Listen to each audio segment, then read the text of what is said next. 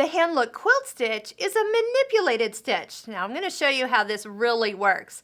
They've added it to machines, but people always wonder, well, how does it really work? Stitch number 77 looks like little stitches that are dashed. This is going to make it look like you are sewing by hand, but you're doing it on the machine.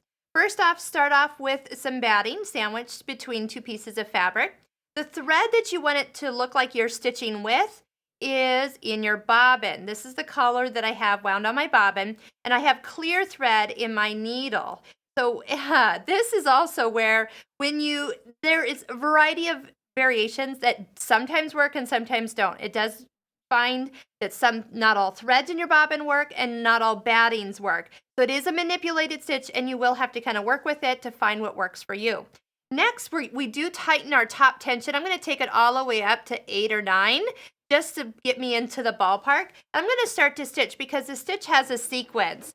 Also, too, it doesn't look like it does anything for the first couple stitches, but it has kind of like a little bit of a delay. So what it does is it takes a stitch forward and a stitch back, but when it comes backwards, it's dragging the bobbin thread up. That's the color that you want it to do, and then it kind of tacks it in place and then stitches forward, leaving a little blank. Well, the stitch forward where it's empty is where the clear thread is stitching, but you just can't see it on most fabrics. Now, as you start to work around, another thing too is using a walking foot with this stitch works beautifully because then your fabrics don't move around. But just for today, I'm going to have the open toe foot. So if you're stitching or following a line, you could go ahead and do that. If you're turning a corner, though, you do have to find where in the sequence would be the best place to turn a corner. I'll stop with my needle down and then turn. You can start to see how pretty that stitching is. Now, on the back, it is going to look like a solid line of stitching, and so it is going to show you that you're not really doing it by hand. But boy, for a quick look, and you know those projects that just kind of have that primitive look that you kind of want to have that hand look to it, this is great. You can also adjust the stitch length should you wish to make that longer or shorter.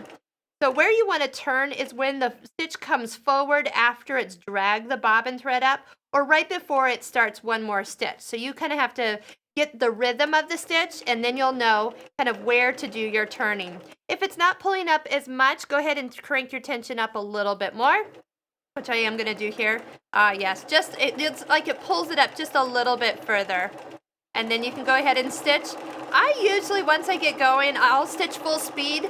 When you have good quality clear thread and your needle's correct, you really don't have to take any extra precautions for stitching slow or anything. But that's what it'll look like on the front. And then this will be what it looks like on the back.